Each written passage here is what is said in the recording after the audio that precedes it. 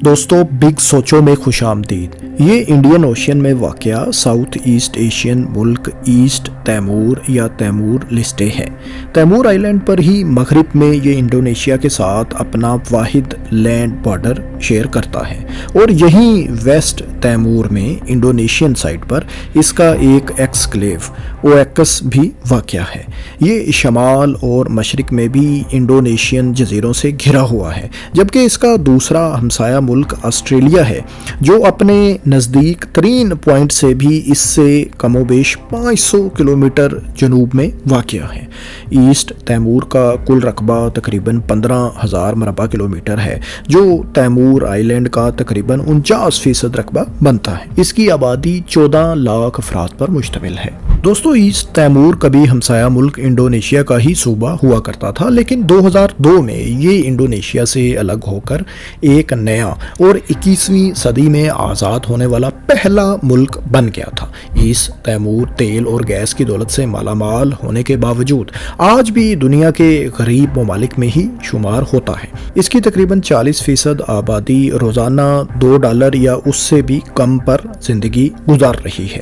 اس غربت کی وجہ آزادی کے فوراً بعد ایسٹ تیمور کا اپنے ہمسایہ ملک آسٹریلیا کے ساتھ سمندری حدود کے معاملات پر تنازع بتایا جاتا ہے، جو تقریباً 2 دہائیوں تک چلتا رہا۔ آسٹریلیا نے ایک بڑا اور طاقتور ملک ہونے کا فائدہ لیتے ہوئے اپنے سے چھوٹے اور انتہائی کمزور ایسٹ تیمور کو اس کے اپنے ہی تیل اور گیس کے ذخائر سے محروم کیے رکھا۔ اس تنازع کے بارے میں بھی ہم آپ کو تفصیل سے بتائیں گے، لیکن ہم پہلے ایسٹ تیمور کی آزادی کے بارے میں جان لیتے ہیں، کیونکہ آسٹریلیا کے ساتھ ایسٹ تیمور کے تنازع کی بنیاد بھی کسی حد تک اس کی آزادی کی جدوجہد کے دوران ہی رکھ دی گئی تھی۔ ایسٹ تیمور یا تیمور لیسٹے کی کہانی 16ویں صدی میں شروع ہوئی، جب پرتگالیوں نے 1515 عیسوی میں تیمور آئی لینڈ پر اپنے قدم رکھے اور بعد میں اپنی تجارتی پوسٹ بھی یہاں قائم کی۔ تقریباً 1 صدی بعد یہاں ڈچ یعنی ولندیزیوں کی آمد ہوئی، اور انہوں نے اس جزیرے کے مغربی حصے میں اپنی تجارتی پوسٹیں بنائیں اور اس علاقے کو کولونائز کرنا شروع کر دیا۔ لمبے عرصے تک دونوں نوآبادیاتی طاقتوں کے درمیان اس جزیرے پر کنٹرول کی کشمکش جاری رہی، لیکن 1860 اور پھر 1914 میں ہونے والے معاہدوں کے تحت ان دونوں طاقتوں نے اس جزیرے پر اپنے بارڈر کا تعین کر لیا۔ جنگ عظیم دوم کے دوران جاپنیز فورسز نے اس جزیرے کا کنٹرول سنبھال لیا تو دونوں نوآبادیاتی طاقتوں نے مل کر جاپان کے خلاف مزاحمت کی۔ 1945 میں جاپان کی شکست کے بعد اسے یہاں سے بے دخل ہونا پڑا۔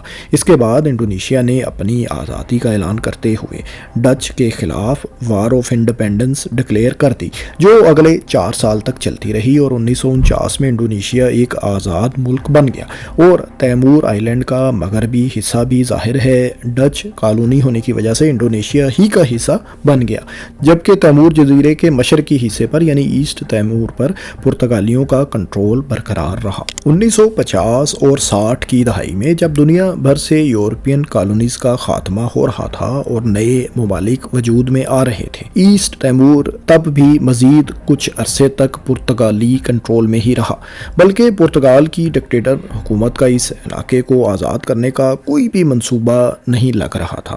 پرتگال بھارتی علاقے کوا، ایسٹ تیمور اور افریقن سرزمین پر اپنی بچی کچی کالونیز کو اوورسیز پروونسز قرار دیتا تھا۔ 1974 میں یہ سب کچھ تبدیل ہو گیا جب لیفٹ ونگ ملٹری آفیسرز نے پرتگالی ڈکٹیٹر حکومت کا تختہ الٹ دیا اور حکومت سنبھال لی۔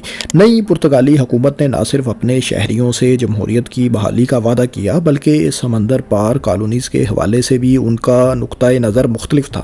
وہ ان کا اپنے مستقبل کے متعلق خود فیصلہ کرنے کے حق کو بھی تسلیم کرتے تھے۔ یہی وجہ تھی کہ 2 سال کے عرصے میں ہی پرتگال نے دنیا میں اپنی بچی کچی تقریباً سبھی کالونیز کو آزاد کر دیا۔ ایسٹ تیمور کے متعلق بھی پرتگالی حکومت نے یہی فیصلہ کیا، حالانکہ یہاں تو ان کے خلاف کوئی بڑی مزاحمت بھی نہیں چل رہی تھی۔ یاد رہے کہ گوا کا علاقہ دسمبر 1961 میں بھارت پہلے ہی طاقت کا استعمال کرتے ہوئے پرتگال سے آزاد کروا چکا تھا۔ یہ علاقہ بھارت کا حصہ کیسے بنا، اس پر آپ بگ سوچو کی ایک تفصیلی ویڈیو آئی بٹن پر کلک کر دیکھ سکتے ہیں۔ خیر دوستو، جب ایسٹ تیمور کی آزادی کا فیصلہ ہوا تو اس پر کنٹرول کے لیے دو مسلح گروپس کے درمیان جھڑپوں کا آغاز ہو گیا۔ ایک گروپ نے اپنی فتح کے ساتھ ہی 28 نومبر 1975 کو ایسٹ تیمور کی آزادی کا اعلان کر دیا، لیکن یہ آزادی دیر پا ثابت نہ ہوئی اور صرف 9 دن بعد ہی انڈونیشیا نے یہاں کمیونسٹ ایکٹیویٹی کو جواز بنا کر اپنی فوائد کے ذریعے حملہ کر دیا اور اسے اپنا ایک صوبہ ڈکلیئر کر دیا۔ دوستو، سرد جنگ کے اس دور میں سوہارتو کی انڈونیشین حکومت کا یہ اقدام کوئی اچنبے کی بات نہیں تھی، بلکہ انہیں اینٹی کمیونسٹ اور پرو ویسٹرن لیڈر ہی سمجھا جاتا تھا۔ مختلف رپورٹس کے مطابق ان کے اس قدم پر انہیں امریکہ کی حمایت بھی حاصل تھی۔ سوہارتو کے ایسٹ تیمور پر قبضے کے اس قدم کو دنیا بھر میں کوئی خاص پیزرئی نہ ملی، بلکہ اقوام متحدہ نے اس کی مذمت کی اور اس قبضے کو غیر قانونی قرار دیا۔ قبضے کے بعد انڈونیشین حکومت نے آزادی پسندوں کے خلاف خوب کریک ڈاؤن کیا۔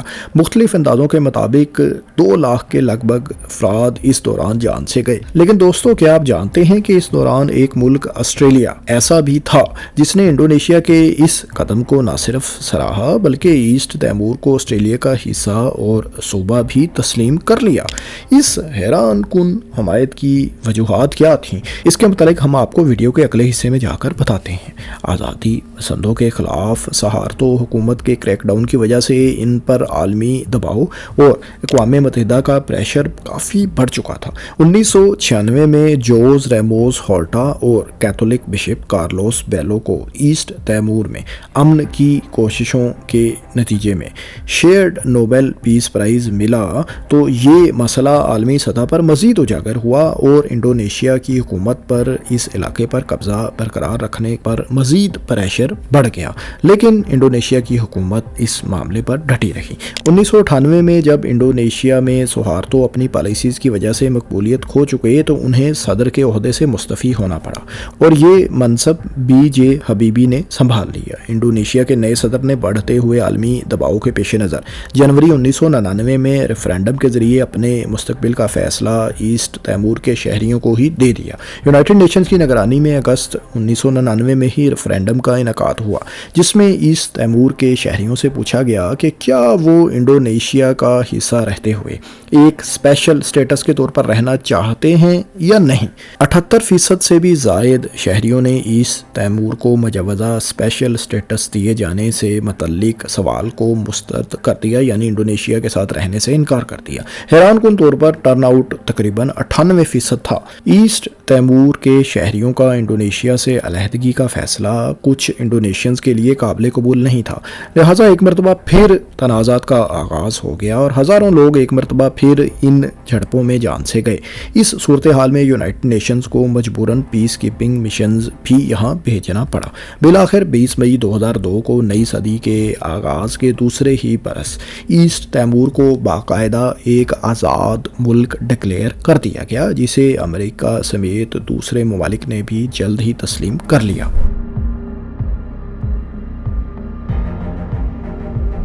دوستو، ایسٹ تیمور کی آزادی کے ساتھ اس کے مسائل ابھی ختم نہیں ہوئے تھے بلکہ نئے مسائل بھی تیار کھڑے تھے۔ اب ایشو آسٹریلیا اور ایسٹ تیمور کی سمندری حدود کے تعین سے متعلق تھا۔ دونوں ممالک کے درمیان واقع تیمور سی میں اربوں ڈالرز کے تیل اور گیس کے ذخائر ہیں جن پر ظاہر ہے دونوں ممالک سمندری حدود کے قانون United Nations Convention of the law of seas کے تحت اپنا دعویٰ کرتے ہیں۔ آسٹریلیا اس سمندری ریجن میں تاریخی طور پر پرولونگیشن پرنسپل کے تحت اپنا دعویٰ کرتا آ رہا تھا۔ اس پرنسپل کے مطابق کوئی بھی ملک اپنے ایکسکلوسیو اکنامک زون جو کہ ساحلی پٹی سے 200 ناٹیکل میل یا 370 کلومیٹر تک ہوتا ہے سے بھی زیادہ سمندری حدود پر اپنا دعویٰ کر سکتا ہے، لیکن اس دعوے کے لیے اسے سائنسی بنیادوں پر یہ ثابت کرنا ہوتا ہے کہ ایکسکلوسیو اکنامک زون سے بھی آگے کا علاقہ اس کی کانٹیننٹل شیلف یا ارضیاتی پلیٹ کی ایکسٹینشن ہے۔ آپ اس بات کو یوں سمجھ لیں کہ اگر وہ ملک یہ دعویٰ ثابت کر لے کہ اس کے ایکسکلوسیو اکنامک زون سے بھی آگے کے علاقے کی عرضی خصوصیات اس ملک کی سمندری حدود سے ملتی ہیں تو یہاں اس کے دعوے کو تسلیم کر لیا جائے گا۔ اس دعوے کے مطابق تیمور سی کے تقریباً سبھی تیل اور گیس کے ذخائر کا مالک آسٹریلیا بن جاتا تھا۔ اس کے برعکس ایسٹ تیمور یہاں اپنی حدود کا دعویٰ میڈین لائن یا بیچ کی درمیانی لائن کی بنیاد پر کرتا تھا۔ دوستو، سمندری حدود کے پیچیدہ قانون کے مطابق اگر دو ممالک کے درمیان ایکسکلوسیو اکنامک زونز کا علاقہ آپس میں اوورلیپ کرے، یعنی دونوں کا ایریا آپس میں مکس ہو رہا ہو، تو دونوں ممالک کے درمیان واقع میڈین لائن یعنی درمیانی نقطہ ہی دونوں ممالک کے درمیان سمندری حد ہوتی ہے۔ اس کیس میں بھی آسٹریلیا کا کانٹیننٹل شیلف ایکسٹینشن پرنسپل کی بنیاد پر ایکسکلوسیو اکنامک زون سے زیادہ سمندری حدود کا دعویٰ کرنا غلط تو نہیں، لیکن مناسب اس لیے بھی نہیں تھا کہ اس صورت میں ایسٹ تیمور کے تقریباً سبھی تیل اور گیس کے ذخائر آسٹریلیا کے پاس چلے جانے تھے۔ اگر میڈین لائن کو دونوں ممالک کے درمیان سمندری حدود تسلیم کر لیا جاتا تو اس صورت میں تیل گیس کے بڑے ذخائر کا مالک ایسٹ تیمور بھی بن جاتا۔ یاد رہے کہ اقوام متحدہ بھی اس ریجن میں میڈین لائن کے مطابق ہی سمندری حدود کے تعین کا حامی ہے، اور عموماً ایسے کیسز میں جب ایکسکلوسیو اکنامک زون اوور لیپ کر رہا ہو تو یہی زیادہ مناسب موقف ہوتا ہے، یعنی میڈین لائن والا۔ دوستو، اب ہم ذرا اس مسئلے کی تفصیل میں جانے سے پہلے تاریخ میں جاتے ہیں جب انڈونیشیا ایک آزاد ملک تھا، جبکہ ایسٹ تیمور پرتگال کی کالونی تھا۔ اس دور میں بھی پرتگال ایسٹ تیمور کی سمندری حدود کے معاملے پر آسٹریلیا کے کانٹیننٹل شیلف ایکسٹینشن کے دعووں کو تسلیم نہیں کرتا تھا، لیکن آسٹریلیا اور انڈونیشیا نے اپنی اپنی سمندری حدود کو طے کر لیا تھا۔ انڈونیشیا نے اس ریجن کو آسٹریلیا کی کانٹیننٹل شیلف کے دعووں کے مطابق ہی تسلیم کیا تھا، لیکن اپنی اپنی فشنگ لائن کو دونوں ممالک نے میڈین لائن یعنی درمیانی لائن تک ہی تسلیم کیا تھا۔ یہی بعد میں دونوں ممالک کے درمیان ایکسکلوسیو اکنامک زون لائن بھی طے کی گئی تھی۔ لیکن دلچسپ بات یہ ہے کہ دونوں لائنز کے درمیانی ریجن کے پانی پر تو انڈونیشیا کا حق تھا، جبکہ اسی علاقے میں سی بیڈ سے یعنی سمندر کی تہہ سے حاصل ہونے والے تیل اور دوسرے معدنی ذخائر وغیرہ پر آسٹریلیا کا حق تسلیم کیا گیا تھا۔ 1978 میں آسٹریلیا کی طرف سے انڈونیشیا کے ایسٹ تیمور پر قبضے کو تسلیم کرنے کی وجہ بھی یہی بتائی جاتی ہے کہ وہ ایسٹ تیمور کے سمندری ریجن میں واقع تیل اور گیس کے ذخائر سے متعلق اپنی شرائط کے مطابق انڈونیشیا سے معاہدہ کرنا چاہتا تھا۔ دوستو، پھر ایسا ہوا بھی۔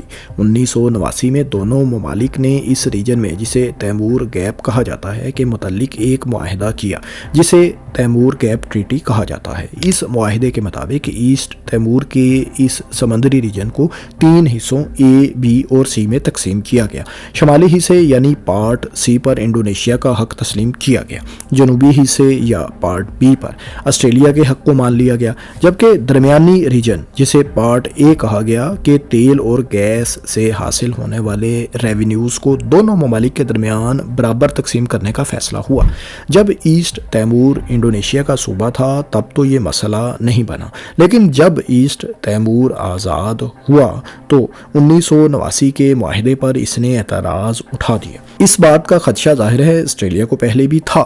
اسی خدشے کے پیش نظر وہ ایسٹ تیمور کو انڈونیشیا کا حصہ ہی تسلیم کرتا چلا آ رہا تھا۔ خیر دوستو، ایسٹ تیمور نے اس مسئلے کے حل کے لیے 2002 میں اپنی آزادی کے ساتھ ہی آسٹریلیا کے ساتھ ایک نیا معاہدہ جسے تیمور سی ٹریٹی کہا جاتا ہے سائن کیا۔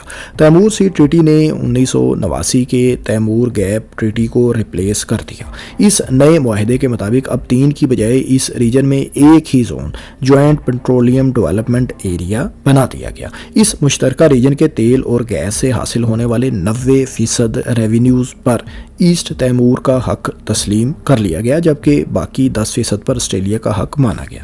لیکن 2002 کے اس معاہدے میں مسئلہ یہ تھا کہ اس میں ایسٹ تیمور کے قریب واقع سب سے بڑے گریٹر سن رائز فیلڈ کا 80% علاقہ جوائنٹ پیٹرولیم ڈیولپمنٹ ایریا سے باہر آتا تھا، جبکہ اس पेट्रोलियम फील्ड का सिर्फ 20% हिस्सा इस मुश्तरका हिस्से के अंदर आ रहा था। और दोस्तों, जैसा कि आप जान चुके हैं कि तैमूर सी ट्रीटी के मुताबिक इस मुश्तरका रीजन से हासिल होने वाले रेवेन्यूज़ का 10% का मालिक ऑस्ट्रेलिया ही था। लिहाजा ये कहा जा सकता है कि ग्रेटर सनराइज फील्ड के 82% रेवेन्यूज़ पर तो ऑस्ट्रेलिया का हक ही होना था। जाहिर है ऐसा ईस्ट तैमूर के लिए काबिल कबूल नहीं था।